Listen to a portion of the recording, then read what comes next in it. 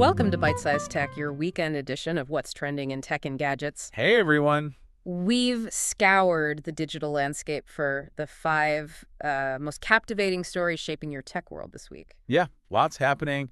Apple's big reveals, Samsung's foldables. Exactly. And, creator audio, the whole AI conversation, even that Flickr Zero thing. Right, the car hacking story. We're here to break it all down quick and clear. Think of it as your tech shortcut. Get you up to speed without the fluff. Okay, let's dive in. First stop, Cupertino. Apple just locked in September 9th for their event. Yep, the invites are out. Always a big moment. And the buzz is, well, intense, new hardware incoming, iPhones obviously, but maybe new AirPods too. Seems likely. The iPhone 17 lineup is definitely the main event, though. So first up, let's talk about this iPhone 17 Air. This is kind of replacing the Plus's model, right? That's the rumor, yeah. And the big story here is thinness, like really thin. How thin are we talking? 5.5 millimeters, which, if true, would make it the thinnest iPhone ever. Seriously sleek. Wow. And light, too? Something Yeah. like 145 grams? Exactly. They're apparently using a hybrid titanium aluminum frame to get there. Okay, so super thin, super light. What about the screen and camera? Screen's expected to be around 6.6 inches. And camera-wise, it looks like a single 48-megapixel wide lens. Just one on the back. Seems so for the Air. Yeah. And interestingly, no spatial video capture. So maybe not geared towards Vision Pro content creation. Ah, okay. But the front camera gets an upgrade. Yeah, supposedly up to 24 megapixels, better selfies, clearer video calls. And under the hood, A19 chip? Maybe A19 Pro? The naming's a bit fuzzy in the rumors. Could be either A19 or A19 Pro. Oh. Plus Wi-Fi 7 support, MagSafe, and the action button should still be there. Gotcha. Okay, so that's the Air. What about the big guns, the iPhone 17 Pro and Pro Max? Right, the power user's choice. Yeah. Here, the rumor is actually a shift away from full titanium, maybe back to aluminum frames or perhaps a mix, like part aluminum, part glass. Interesting design tweak. I think- Any new colors mentioned? Yeah, there's talk of a darker blue, maybe even a kind of copper-orange finish. Could look pretty sharp. Okay, but the really big news for the Pro models seems to be cooling, right? That vapor chamber system. Yes, this is potentially huge. Yeah. A vapor chamber is basically a much more efficient way to dissipate heat compared to traditional heat pipes. So less overheating during, intense gaming sessions or 4K video editing? That's the idea. It should allow the chip to sustain peak performance for longer without throttling. Big deal for demanding tasks. Definitely. And cameras on the Pro Max. Sounds like a major step up. Oh yeah, 3 48-megapixel cameras are expected, including an enhanced 48MP Tetra Prism camera. That's the periscope style lens, right? Allows for more optical zoom. Exactly. It folds the light path, lets them fit a longer lens in a thin body. We could be looking at like 5x and maybe even 8x optical zoom. That's serious zoom. And what's this about dual recording? Yeah, this is cool. The ability to record video using the front and rear cameras at the same time. Some third-party apps do it now, but having it built in natively. Yeah. Game changer for vloggers and content creators. Wow. Okay. Lots going on with the iPhones. And quick mention of AirPods Pro 3. Right, almost forgot. New design expected, but the headline feature seems to be heart rate monitoring built in. Heart rate in your earbuds. Yep, another step towards embedding health tech into everyday devices. Could be really significant. It really feels like Apple's playing this balancing act. Take the Air super thin, super light. But the question for you, the user, is that extreme portability worth maybe having only one rear camera? Or maybe a slightly smaller battery? That's the trade-off, isn't it? It always is. Right. Or is Apple just, setting a new benchmark for what we expect from portable tech? Then you look at the pros. The camera leaps, that vapor chamber, that's not just ticking boxes. That's addressing real pain points for people who push their phones hard. Like preventing that slowdown during long video shoots. Exactly. And the heart rate in AirPods. That just fits into their whole health ecosystem push. It's interesting, too, when you think about their software, like the adaptive power features in iOS 26 aiming for better battery life. Maybe that's their answer to battery concerns generally, not just on the Air, but across the board, even compared to competitors like the Pixel line. Always thinking hardware and software together. Okay, so Apple's laying down the gauntlet on September 9th. But Samsung isn't just sitting back, right? They've got their own Virtual Unpacked coming. Absolutely. September's shaping up to be a huge month. Samsung's ready with their counterpunch. And foldables are front and center, as usual, for Samsung. Galaxy Z Fold 7, Z Flip 7. The expected upgrades, yeah. Continuing to refine their foldable formula. But there's this wilder rumor, a triple foldable? Galaxy G Fold or Z Roll? Now that got my attention. Imagine unfolding your phone into like a 12.4-inch tablet display. That's massive, like a mini laptop screen in your pocket. Pretty much. They need some serious UI optimization for productivity, but the potential is huge. Rumor is it might even launch before the end of the year. That's ambitious. Samsung really doubling down on folding tech. And tablets too. Tab S11? Yep, refresh expected for the flagship Tab S11 and S11 Ultra. Seems they might skip the Pluses model this time, though, just focusing on the standard and the top-tier Ultra. So Samsung's all in on foldables and big screens, which makes Google's stance even more interesting. Right, it's such a contrast. Yep. Google's VP, Shakil Barkat, basically came out and said, nope, no Pixel Fold 2, no Pixel Tablet 2 for now. And his reasoning was, it's just too hard to maintain. Essentially, yeah. He mentioned the bar on maintenance for the end user keeps going up and called supporting new categories already pretty painful. It's a very different philosophy. It really throws the different strategies into sharp relief, doesn't it? Samsung is pushing hard, saying, look, these multi-folding screens, this is the future of getting stuff done on the go. Almost daring people to jump in. Exactly, that triple foldable, if it happens. It could be amazing for certain power users needing maximum screen space. Right. But, there are hurdles: durability, cost, complexity. Definitely not for everyone, maybe. Probably not initially. Yeah. And Google's caution, talking about that painful maintenance bar, it kind of highlights the sheer effort and risk Samsung is taking on. Yeah. It makes you ask, is this multi-fold future genuinely where everyone's headed, or is it going to stay a niche for people who absolutely need that kind of screen real estate? Good question. And it's not just foldables. Even with their regular phones, like the rumored Galaxy S25 Edge, there are whispers they might prioritize thinness over battery capacity. A bit like Apple with the Air, maybe. It's that constant juggling act. Thinness versus battery life. The eternal struggle. Okay, let's switch gears. Something for the creators listening. Audio. GGI just dropped the Mic 3, right? Launched August 28th. Yeah, and this looks really impressive. Aimed squarely at simplifying high-quality audio capture. What are the highlights? Super light transmitter, I saw. Ultra light, yeah. Just 16 grams. Really discreet. But the tech inside is what's key.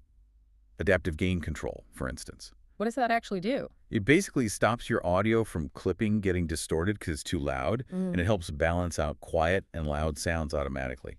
Huge for run and gun recording. Nice.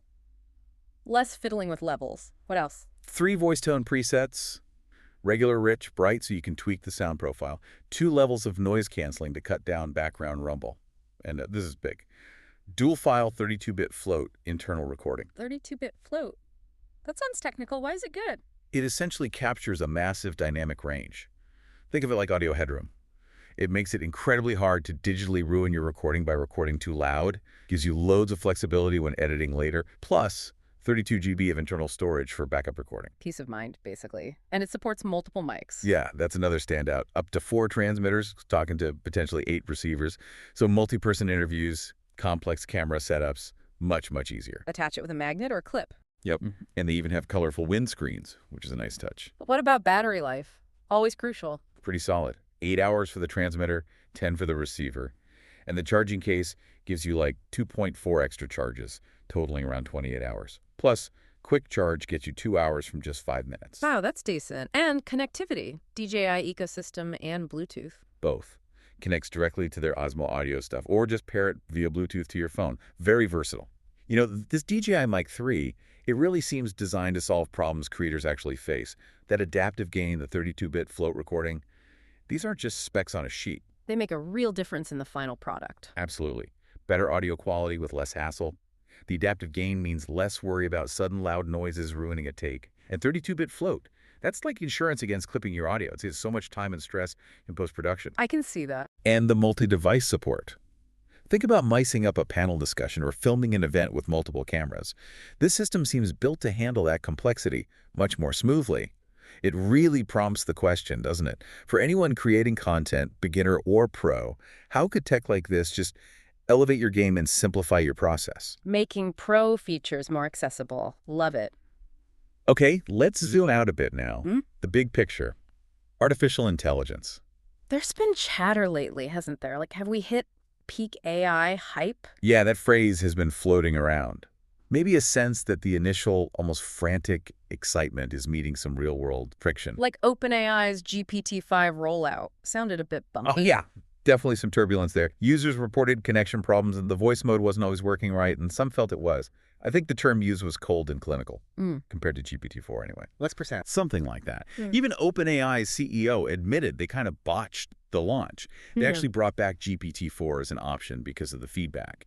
It really shows the challenge of rolling out massive updates when you have, what, 700 million weekly users? Huge scale. And then you have Meta spending billions on AI infrastructure, these massive systems like Hyperion and Prometheus for Llama 4.x, but they just announced an AI hiring freeze. Right. Seems counterintuitive at first, but they're calling it a move towards sustainable development. It suggests maybe a shift from just grabbing talent to really optimizing and integrating the tech they've already built. A recalibration, perhaps. Interesting timing. And then TikTok's move, laying off human moderators and relying more on AI. Yeah, that's a big one. Hundreds of human moderators let go in several countries. Their AI already handles something like 85% of content removal, but this is a significant shift further towards automation. Which sparks that whole debate about an AI spam flood, right? Hmm. How do algorithms tell good content from AI-generated junk? Exactly. It's a massive challenge. Quality versus quantity. Human nuance versus automated rules. It's fascinating, really. You take OpenAI's launch stumbles, Meta hitting the brakes on hiring despite huge investment, TikTok leaning harder on AI moderation. It all seems to point towards this AI reality check. Things getting real. Sort of. It connects to what Eric Schmidt, the former Google CEO, warned about recently. He said that the tech industry's laser focus on AGI, that's artificial general intelligence, like human-level AI, might be missing the mark, alienating the public maybe, and overlooking practical AI wins we could achieve now. Finding that balance between the moonshot and the useful tool. Precisely. And the TikTok situation throws the ethical side into stark relief. AI moderation brings up big questions about bias, censorship, transparency. Who decides what gets taken down when it's an algorithm? Complex stuff. Definitely. As AI gets woven into everything, the need for stability, ethical guidelines, and just plain user understanding becomes critical. Remember smart speakers. Sales kind of plateaued because lots of people weren't sure what to do with them beyond basic stuff. We need to avoid that with AI. Education and clear use cases are key. Makes sense. Okay, final story, and this one caused a bit of a stir online. The Flipper Zero device and car theft. Ah, yes, the little $199 multi-tool gadget. There were headlines suggesting it was being used for widespread carjackings. Yeah, sounded pretty alarming. Claims about private firmware on the dark web, hacking modern car protocols like keylock. Right, that was the narrative. This cheap device could supposedly unlock and start basically any car. But Flipper themselves pushed back hard on that, didn't they? They did. They put out a statement calling the claims misleading. Their key point is that, yes, older systems using things like keylock did have vulnerabilities, but those typically don't allow you to start the engine on modern cars. So maybe unlock an old car door, but not drive away in a new one? Largely, yes. They also stressed the Flipper Zero just doesn't have the right hardware for more advanced attacks against modern keyless entry systems, especially those using rolling codes. Rolling codes, that's where the key sends a different signal each time. Exactly. Makes simple replay attacks, where you just record and rebroadcast the signal, useless. The Flipper can't defeat that. So what is the grain of truth here? Are older cars vulnerable? That seems to be the crux of it. Some manufacturers, especially on older models, use less secure systems, maybe even the same key system across a whole model line. Those cars can indeed be vulnerable to simpler attacks. So the Flipper might work on some specific older cars. Or do things like pop open a Tesla charge port, which we've seen videos of. Annoying stuff like that, yes. Or potentially access some older vehicles. But starting a modern car engine, generally no. Flipper points out that serious car thieves use much more sophisticated, expensive relay attack tools, not a $199 gadget. Yeah, this is such a good example of how tech scares can spread, you know? It's crucial to understand the difference between accessing a system and truly compromising it, especially with cars. Gaining entry versus starting the engine are two very different things. Absolutely. Modern cars have multiple layers of security immobilizers, encrypted communication between the key and the car's computer. It's way beyond just unlocking the door. The Flipper Zero, while capable for certain radio frequencies and older protocols, just isn't equipped for that level of attack. So the real story is less about the Flipper, more about car makers needing to keep security updated. That's a big part of it. It highlights the ongoing need for manufacturers to ditch outdated security models and adopt robust, modern protocols across their entire lineup, not just the newest models. So should you, listening right now, panic that someone with a Flipper Zero is going to steal your new car?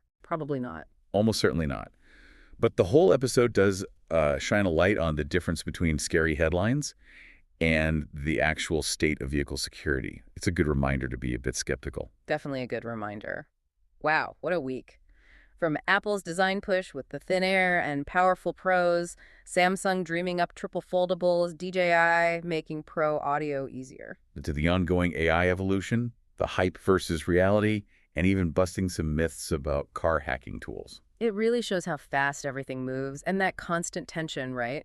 Between the flashy new features and how they actually work for us day to day. What story really jumped out at you this week? Lots to think about. For sure. Always something new around the corner. That's it for this week. If you enjoyed the episode, like, comment, share, and subscribe for more fun tech discussions.